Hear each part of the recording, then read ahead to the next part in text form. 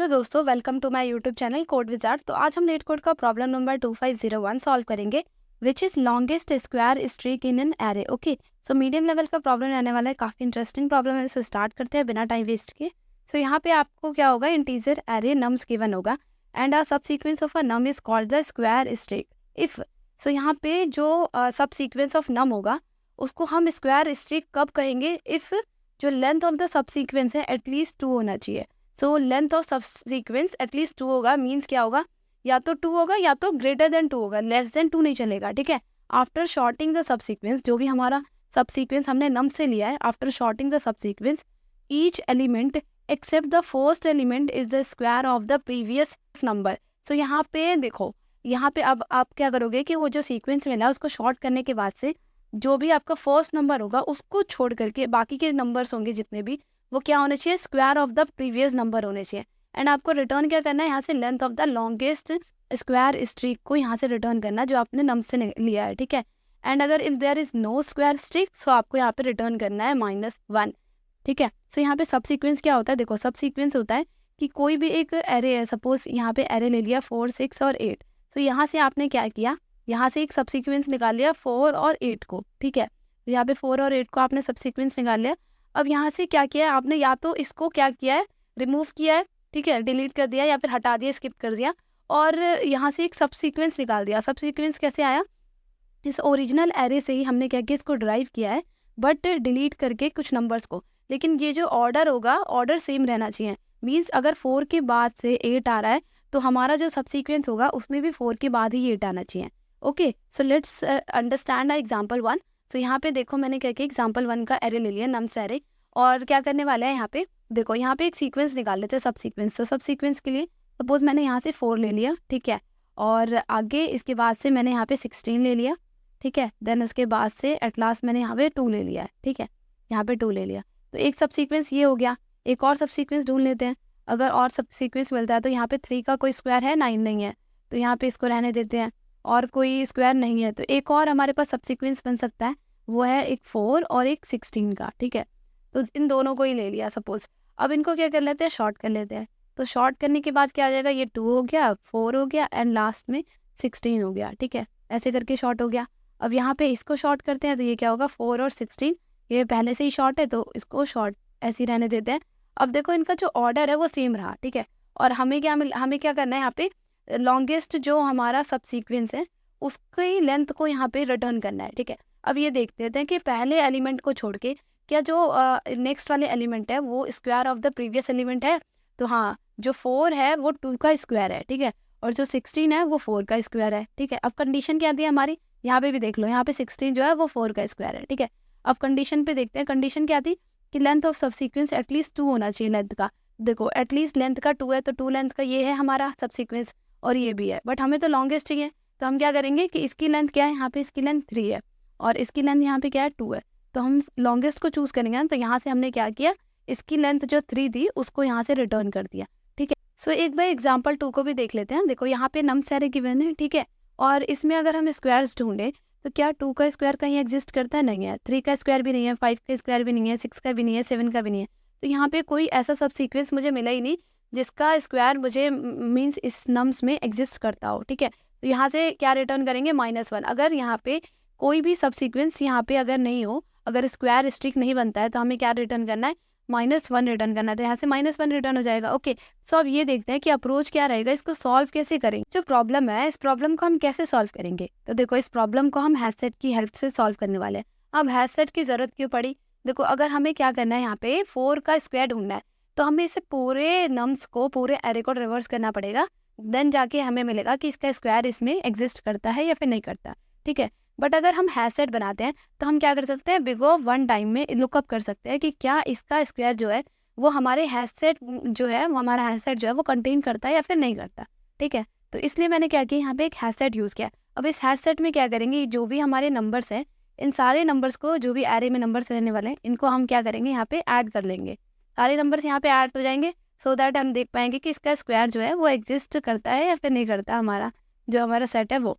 ठीक है, अब मैंने क्या किया, अब इस लूप की, एक लूप की हेल्प से हम इसको पूरे को रिवर्स करेंगे। ठीक है, तो फॉर लूप की हेल्प से यहाँ पे रिवर्स करेंगे इसको, और यहाँ पे सपोज मैंने करंट ले लिया एक वेरिएबल, और करंट की हेल्प से हम ट्रिवर्स करने वाले हैं।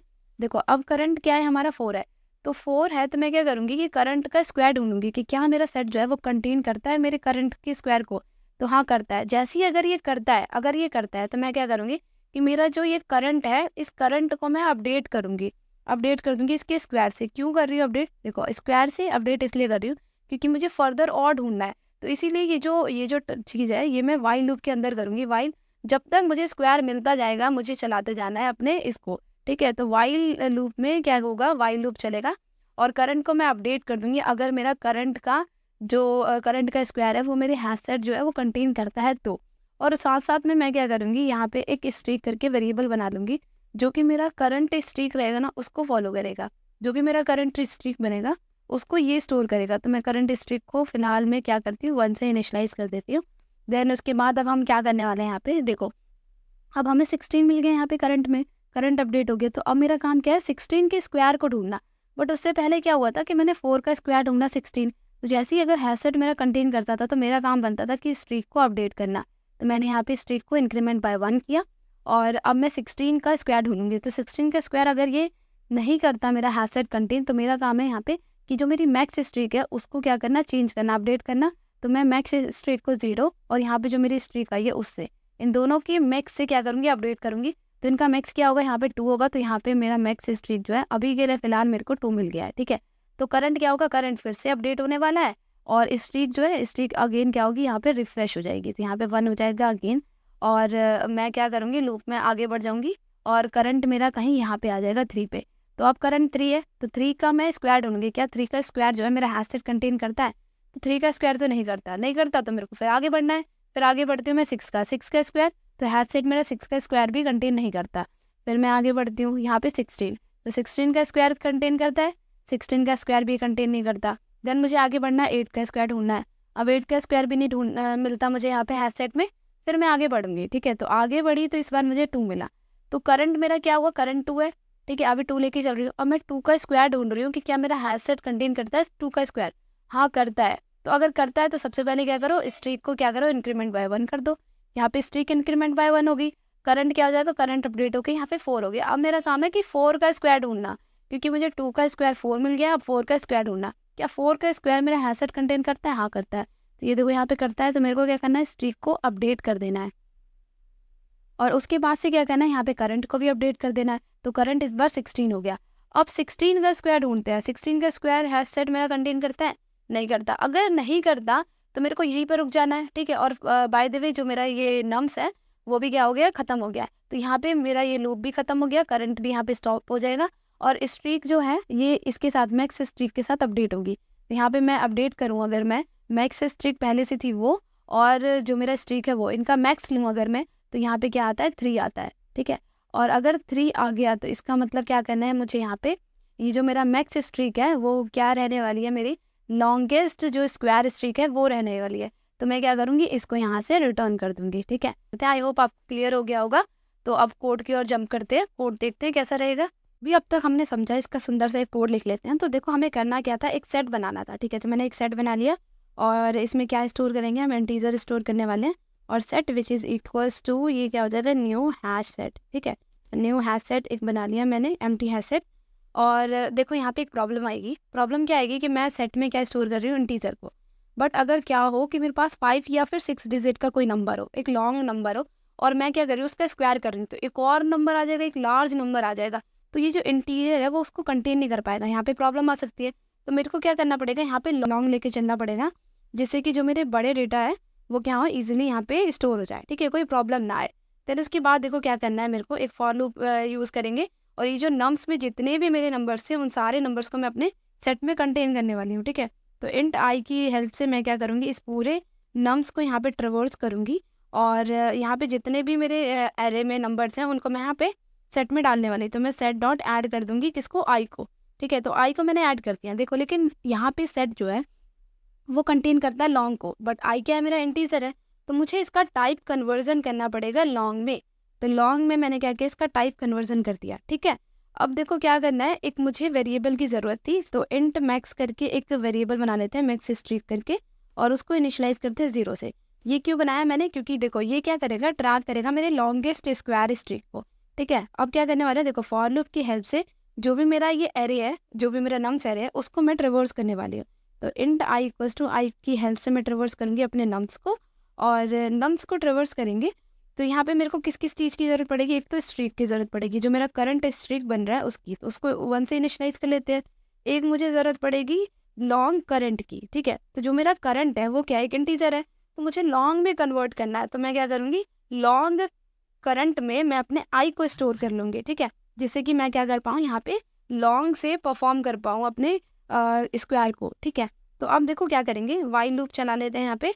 वाइल लूप की हेल्प से हम चेक करेंगे कि जब तक हमारा सेट कंटेन्स करता रहेगा, यहाँ पे कंटेन करता ही रहेगा किसको, हमारे करंट के स्क्वायर को, जो भी हमारा करंट होगा, करंट के स्क्वायर को अगर कंटेन करता रहेगा, तब तक मुझे करना क्या था, तब तक मुझे अपने करंट को एक तो अपडेट करना था, करंट को करना था करंट के स्क्वायर से अपडेट, ठीक है। तो करंट के स्क्वायर से मैंने यहाँ पे अपडेट कर लिया। देन उसके बाद मेरा एक और काम था कि मेरा जो भी स्ट्रीक था उसको मैं क्या करूँ, इंक्रीमेंट बाय 1 करती जाऊँ। अगर मुझे मिल जाता है उसका स्क्वायर तब, ठीक है, तो यहाँ पे मिल जाएगा, क्योंकि वाइल लूप में मैं यही तो चेक कर रही हूँ, ये अगर सेट कंटेन कर रहा है उसके स्क्वायर को, तभी मेरे करंट को यहाँ पे क्या करना है, इंक्रीमेंट करना, अदरवाइज मत करना, ठीक है। तो यहाँ पे स्ट्रीक क्या होगा, इंक्रीमेंट होगा। अब यहाँ से जब मैं वाइल लूप से बाहर आऊँगी तो मेरा काम क्या बनता है कि मैं अपने मैक्स स्ट्रीक को अपडेट करूँ, ठीक है। तो जो मेरा मैक्स स्ट्रीक है मैं इसको अपडेट कर देती हूँ। और कैसे करेंगे, मुझे क्या निकालना था, मैक्सिमम निकालना था। तो मैथ डॉट मैक्सिमम फंक्शन को कॉल करते हैं, किसके लिए, एक तो पहले से मेरे पास मैक्स स्ट्रीक पड़ा हुआ है, ठीक है, और जो भी पड़ा होगा वो, और यहाँ पे क्या होगा, स्ट्रीक है। तो इन दोनों में से क्या होगा, मेरा मैक्स चूज हो जाएगा और मैक्स यहाँ पे स्टोर हो जाएगा, ठीक है। और एट लास्ट मेरे को क्या करना है, यहाँ से बाहर आ जाते हैं अपने फॉर लूप से, और यहाँ से मुझे क्या रिटर्न करना था, अपने मैक्स स्ट्रीक को, ठीक है। तो मैक्स स्ट्रीक को मैं यहाँ से रिटर्न कर दूंगी।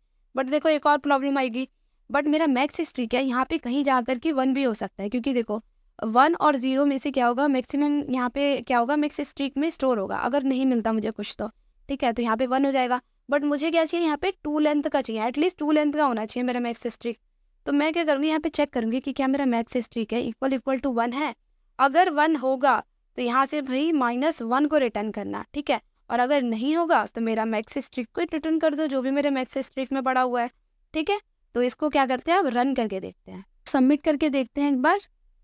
सो यहाँ पे हमारा कोड जो है सक्सेसफुली सबमिट भी हो चुका है। सो देखो यहाँ पे हम टाइम कॉम्प्लेक्सिटी और स्पेस कॉम्प्लेक्सिटी की बात करें तो यहाँ पे मैंने स्पेस यूज़ किया, यहाँ पे सेट यूज़ किया था, ठीक है। तो सेट में मेरे सारे जो नंबर्स थे नम्स के, वो मेरे यहाँ पे स्टोर हुए। तो सपोज n नंबर है तो n यहाँ पे क्या होंगे, नंबर्स की यहाँ पे स्पेस की ज़रूरत होगी, तो यहाँ पे बिग ऑफ n तो स्पेस कॉम्प्लेक्सिटी आ जाएगी। देन उसके बाद मैंने यहाँ पे देखो ट्रेवर्स किया फॉर लूप की हेल्प से अपने नम्स को, ठीक है। उसके बाद एक बार और किया यहाँ पे मैं अगर ओवरऑल टाइम कॉम्प्लेक्सिटी लेके चलूँ तो बिग ऑफ n मुझे यहाँ पे टाइम कॉम्प्लेक्सिटी लगेगी। So thank you so much last तक वीडियो देखने के लिए, और अगर वीडियो पसंद आई हो तो please like and subscribe. Thank you.